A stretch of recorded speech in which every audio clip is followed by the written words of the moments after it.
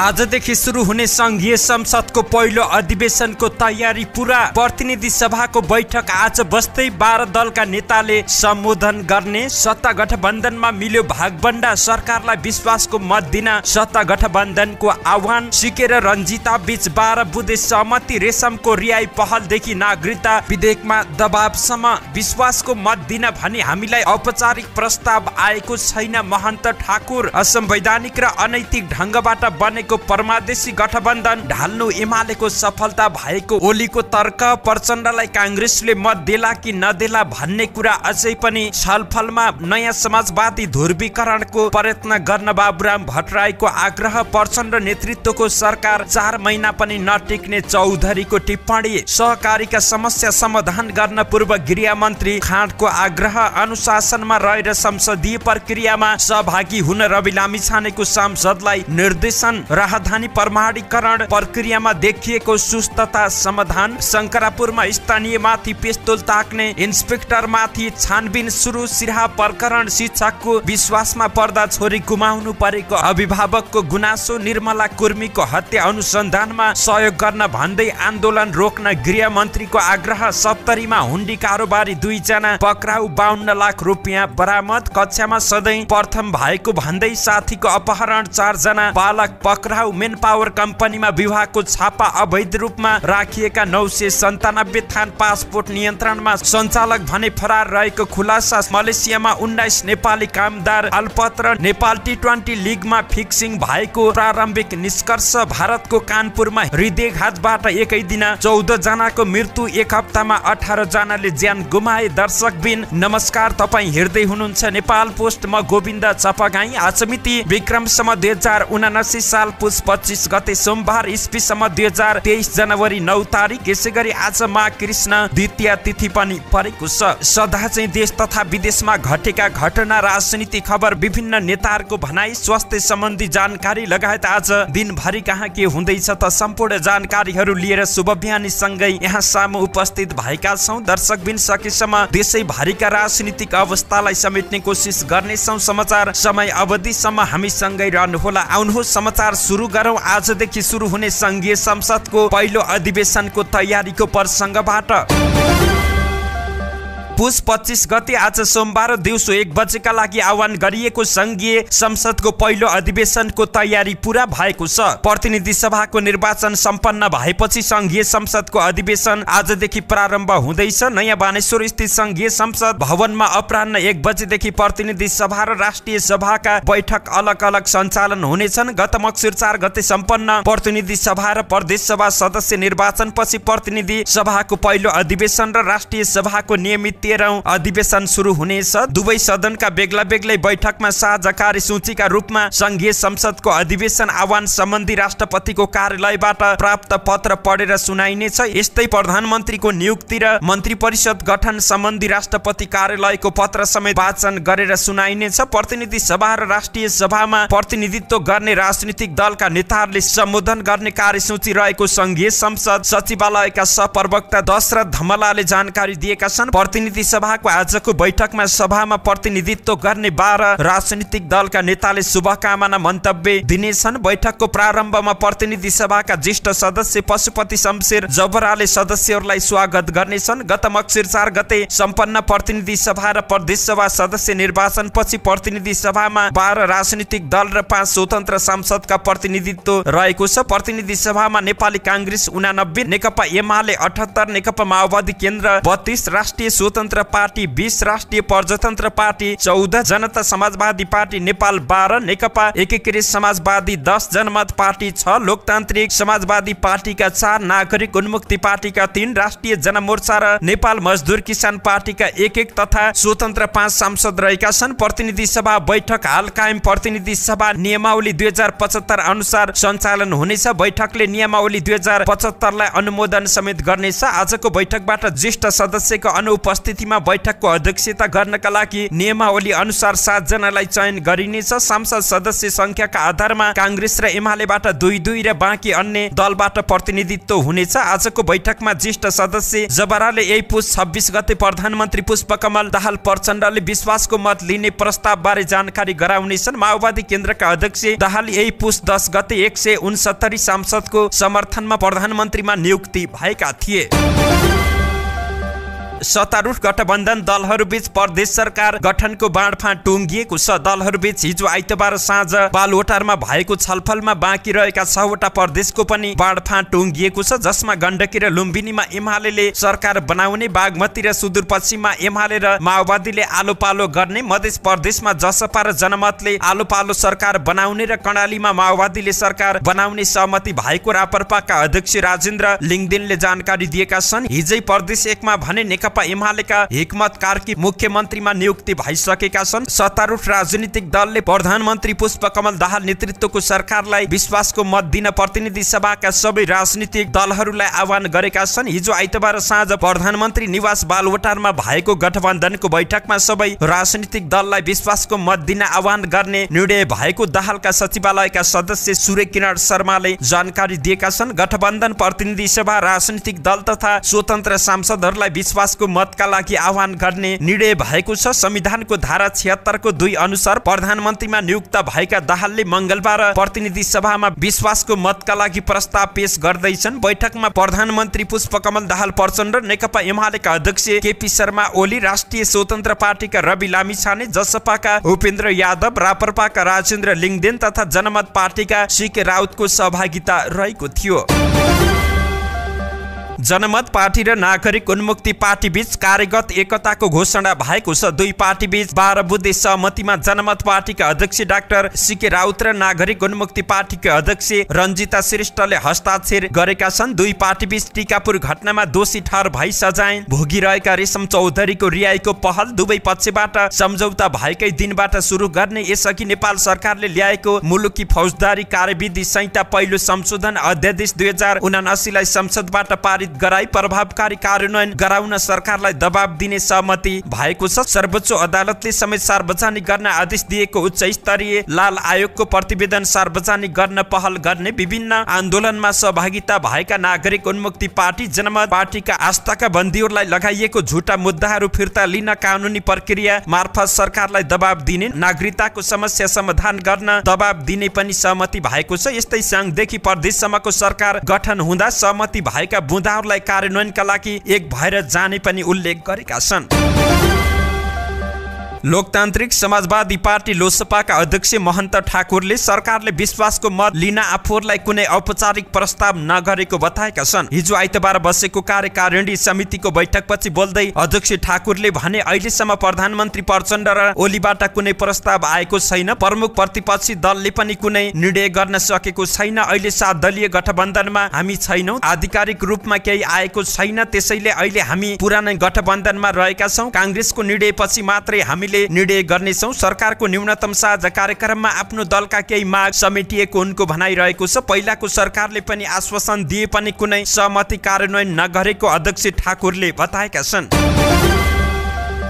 नेकपा एमालेका अध्यक्ष केपी शर्मा ओलीले असंवैधानिक र अनैतिक ढंगबाट बनाइएको परमादेशी गठबन्धनलाई परास्त गर्ने आफूहरूको चुनाव अघिको घोषणा सफल पारिएको दावी गरेका छन्। जनसंगठनका पदाधिकारीहरूलाई प्रशिक्षण दिन हिजो आइतबार धुलीखेलमा आयोजित कार्यक्रमलाई सम्बोधन गर्दै अध्यक्ष ओलीले देश विदेशी शक्तिहरूको भयानक षड्यन्त्रलाई असफल पार्दै एमालेको अगुवाईमा परमादेशी गठबन्धन भत्काइएको जिकिर गरेका छन्। नेकपा एमालेका अध्यक्ष केपी शर्मा ओलीले नेकपा माओवादी केन्द्रका अध्यक्ष पुष्पकमल दाहाल प्रचण्ड नेतृत्वको वर्तमान सरकारले प्रतिनिधि सभामा विश्वासको मत प्राप्त गर्ने पनि बताएका छन्। विश्वासको मत प्राप्त गर्ने भन्दै नेता कार्यकर्तालाई ढुक्क रहन पनि आग्रह गरेका छन्। वर्तमान सरकारले सहज तरिकाले विश्वासको मत प्राप्त गर्नेछ, तपाईहरू ढुक्क भएर बस्नुस्, यो एमालेले बनाएको सरकार हो। पूर्व प्रधानमन्त्री समेत रहेका ओलीले भने अध्यक्ष ओलीले सांकेतिक रूपमा सरकारलाई विश्वासको मत नदिलाउन षड्यन्त्र भइरहेको बताएका छन्। उनले एमाले सरकारमा वा प्रतिपक्षमा जहाँ रहे पनि देश र नागरिकको हितमा सक्रिय भइरहने बताए। अध्यक्ष ओलीले जनादेशको सही व्याख्या, सही विश्लेषण र सही सदुपयोग गरेको दावी गर्दै देशको राजनीति अत्यन्तै अनौठो गतिमा परिवर्तन भएकोमा नेपाली राजनीतिमा चासो राख्ने असम्मित भएको तर्क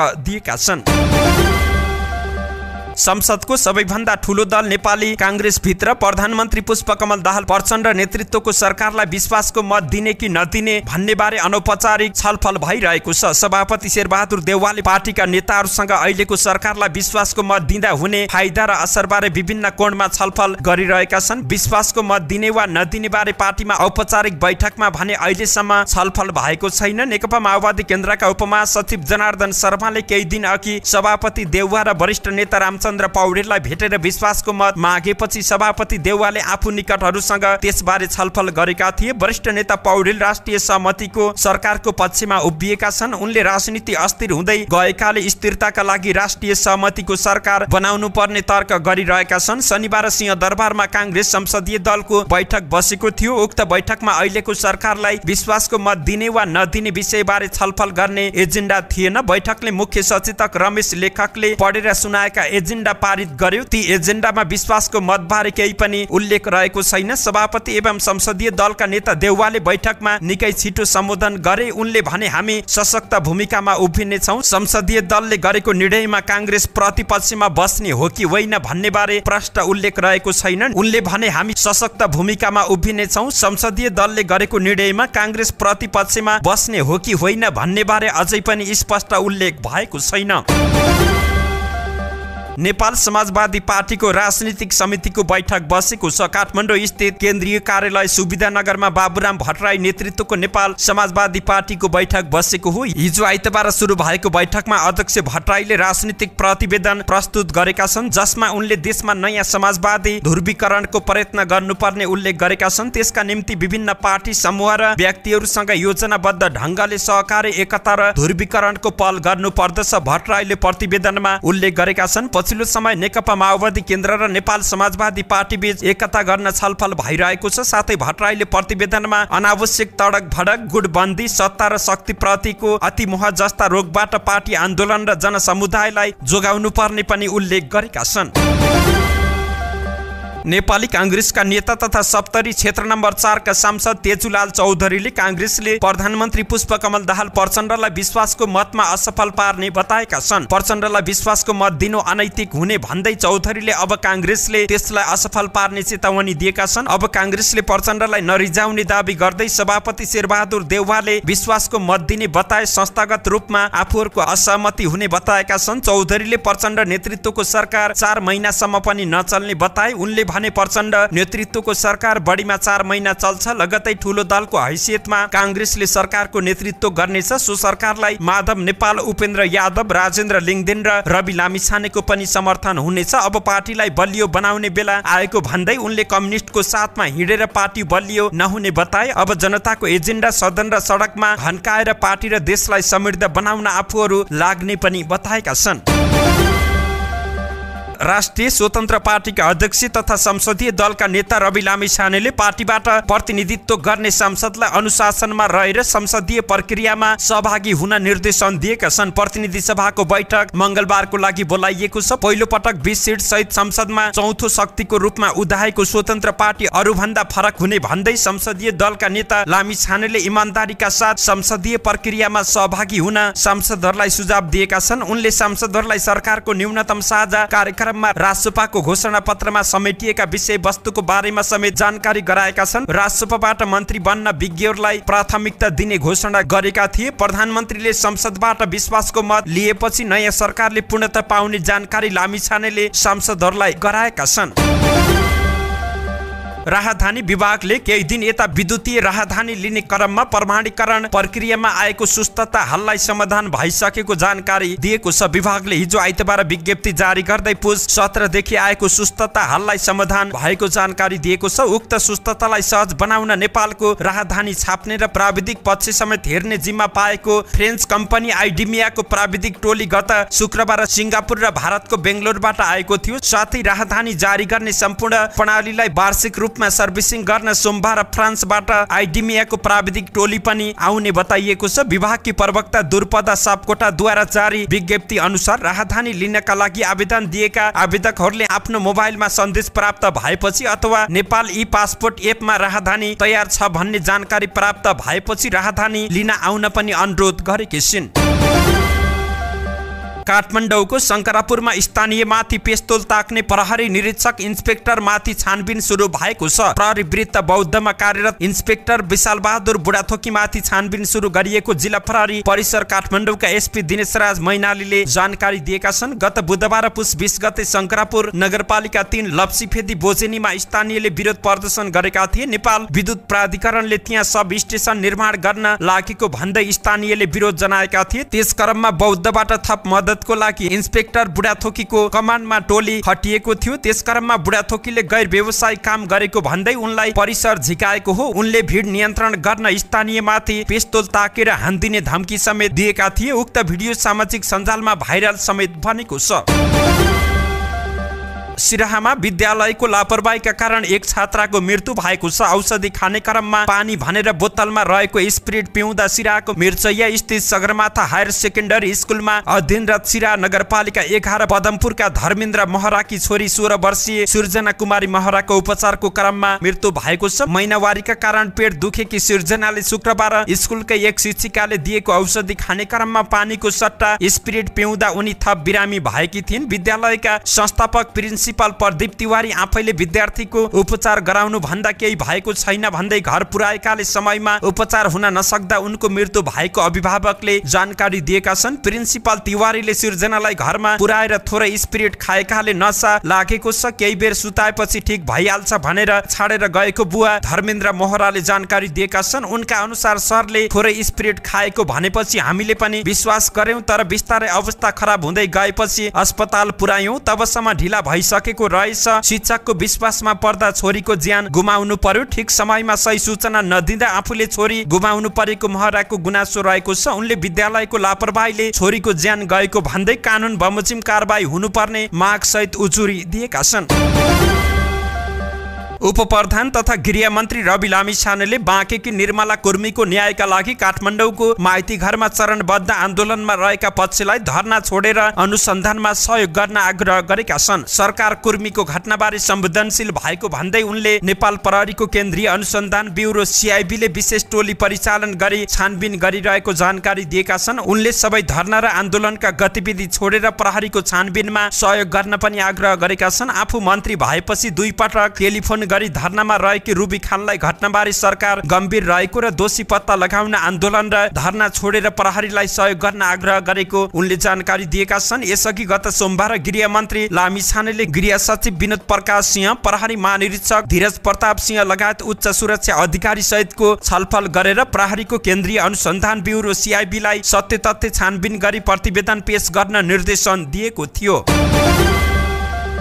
नेपाल प्रहरीको केन्द्रीय अनुसन्धान ब्युरो सीआईबी को टोलीले सप्तरीबाट हुण्डी कारोबारमा संलग्न भएको आरोपमा 2 जनालाई नियन्त्रणमा लिएको छ। बोधवर्षाई नगरपालिकामा शिवम इन्टरप्राइजेस सञ्चालन गर्दै आएका रामविलास शाह र जल्पा भगवती खरिद बिक्री केन्द्रका सञ्चालक मायानन्द झालाई पक्राउ गरिएको छ। पछिल्लो केही वर्षदेखि उनीहरू हुण्डी कारोबार गर्दै आएको सूचनाका आधारमा सीआईबी को विशेष टोलीले 2 जनालाई नियन्त्रणमा लिएको छ। नियन्त्रणमा लिएकाहरू मध्ये शाहको साथबाट 43,89,500 रुपियाँ र झाको साथबाट 9 लाख रुपियाँ समेत बरामद गरिएको छ। सीआईबी का प्रवक्ता प्रहरी उपरीक्षक कमल थापाले 2 जना पक्राउ गरिएको पुष्टि गरे। पक्राउ गरिएकाहरूलाई थप अनुसन्धानका लागि राजस्व अनुसन्धान विभागको जिम्मा लगाइएको छ।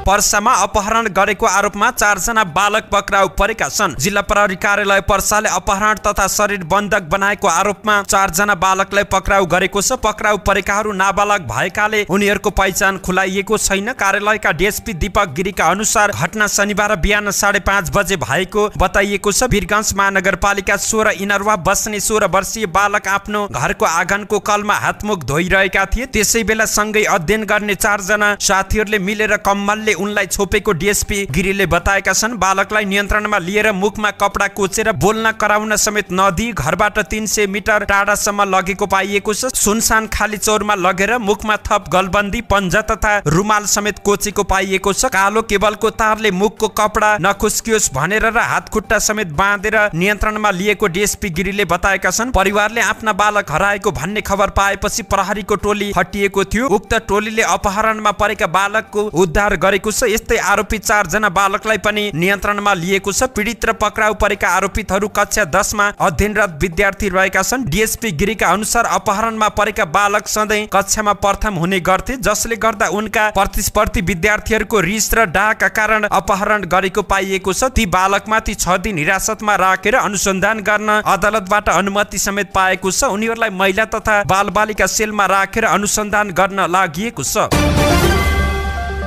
काठमाडौँ महानगरपालिका 3 बाँसबारीमा रहेको एक संस्थामा वैदेशिक रोजगार विभागले छापा मारेको छ। वैदेशिक रोजगारीमा पठाइदिने भन्दै पासपोर्ट र लाखौं रुपियाँ असुल गर्ने C star shopping service and training centre नामक संस्थाको कार्यालयमा विभागले छापा मारेको छ। छापा मारेर 997 थान पासपोर्ट बरामद गरिएको विभागले जानकारी दिएको छ। मलेसिया, मकाउ, लिथुनिया लगायतका देशमा वैदेशिक रोजगारीका लागि पठाइदिने भन्दै उक्त संस्थाले 1 लाखदेखि 5 लाख रुपियाँसम्म पैसा असुल्ने गरेको पाइएको छ। आफ्नो पासपोर्ट र 1 लाख रुपियाँ बुझाएका एक पीडितले आफूलाई लिथुनिया पठाइदिने भन्दै 5 लाख रुपियाँ माग गरेको बताए। मलेसियाको समुद्रमा पानी जहाज कम्पनीमा काम गर्न पाउने र त्यसका लागि 5 लाख रुपियाँ लाग्ने बताएपछि सोही आधारमा उनीसँग 1 लाख रुपियाँ अग्रिम रूपमा माग गरिएको थियो भने 4 लाख रुपियाँ काम थालेपछि उतै दिन भनिएको खुलेको छ।